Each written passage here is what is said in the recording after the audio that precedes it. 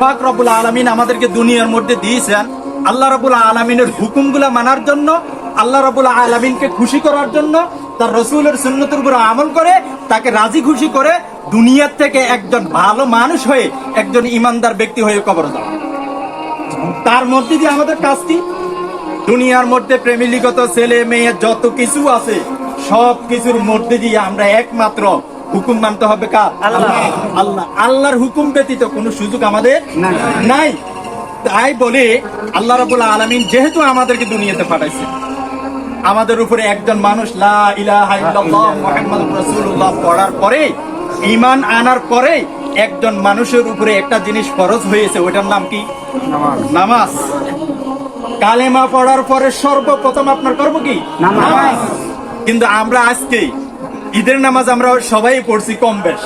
আজকে ফজরের নামাজ কয়জন পড়ছি যদি হাত তোলা দিতে হয়, কিছু কিছু লোক আছে না পড়ার। না, আমি মুসলমান, যিনি পড়েন না উনিও মুসলমান দাবি করছেন, যিনি পড়ছেন উনিও মুসলমান দাবি করছেন। এখন আমরা বিবেচনা করলে বুঝতে পারি আমরা কেমন মুসলমান। তাহলে বোঝা গেল কি, আমরা যে যতটুকু আল্লাহ রাব্বুল আলামিন বলছেন লাকাদ খালাকনাল ইনসানা ফি আহসানি তাকওয়িম, মানুষকে সৃষ্টি করছে উত্তম আকৃতি সৌন্দর্য দিয়ে।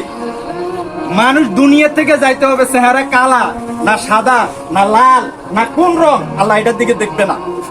আল্লাহ রাব্বুল আলামিন দেখবে আপনার দিলটা সুন্দর কিনা। আপনি কালো হন, একবারে নিকু কালো হন, দিল যদি সুন্দর হয় আল্লাহর কাছে আপনি পছন্দীয়।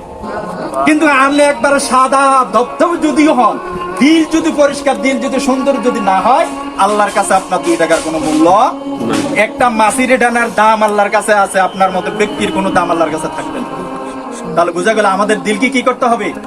পরিষ্কার করতে হবে। দিল পরিষ্কারের একটাই মাধ্যম, সেটা হলো আমল। আমলের বিকল্প দিল পরিষ্কার করার কোনো সুযোগ নাই।